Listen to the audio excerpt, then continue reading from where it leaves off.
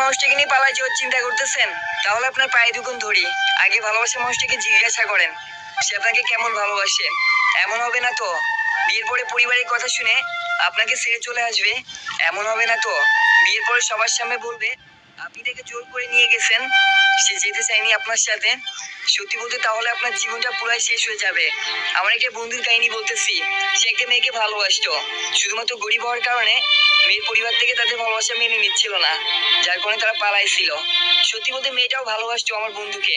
আমার চোখের সামনে তাদের ভালোবাসা দেখছি। আমি নিজেও কখনো ভাবতে পারি নাই আমার বন্ধুর এত সুন্দর ভালোবাসার শেষ পরিণতি এমন হবে। তারা পালায় যে বিয়ে করার 7 দিন পরে মেয়েটা তার পরিবারের সাথে যোগাযোগ করে, আর পরিবারের মানুষ তখনও তাদের ভালোবাসা মেনে নেয় না।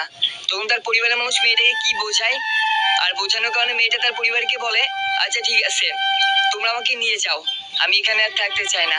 ওই যে একটা কথা আছে না, অভাব যখন দরজায় এসে দাঁড়ায় ভালোবাসা তখন জানালা দিয়ে পালায়। সত্যি বলতে আমার বন্ধু তো তেমন কিছু করতে পারতো না, তেমন টাকা পয়সাও ছিল না, তাই মেয়েটার ওখানে আর তার চাহিদা পূরণ হয় নাই। তখনই পরিবারকে বলতেছে আমাকে এখান থেকে নিয়ে যাও। আর মেয়েটার পরিবার তখন ভালো করে জানতো আমার বন্ধুর কাছ থেকে তাদের মেয়েকে এত সহজে আনতে পারবে না, তাই তারা আইনের আশ্রয় নিছিল। ওই যে একটা কথা আছে না, টাকা থাকলে কাঠের পুতুলও নাচে, তেমনটাই হয়েছিল। তারা আইনের আশ্রয় নিয়েছিল, আইনের লোকও জানতো একে অপরকে ভালোবাসে।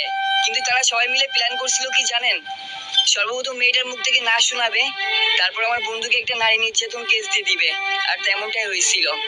আজকে আমার বন্ধু এখনো জেলে আছে, এখনো মেয়েটার জন্য ছটফট করে কাঁদতেছে। সেও অবাক হয়ে গেছিল সবার সামনে যখন মেয়েটা বলছিল আমাকেও জোর করে নিয়েছে, আমি পালাতে চাইনি। মেয়েটা যখন সবার সামনে এই কথা বলে যে আমি অনেকবার যাইতে চাইছি কিন্তু ও যাইতে দেয়নি, তখনই আমার বন্ধুকে সবাই মিলে মারধর করে।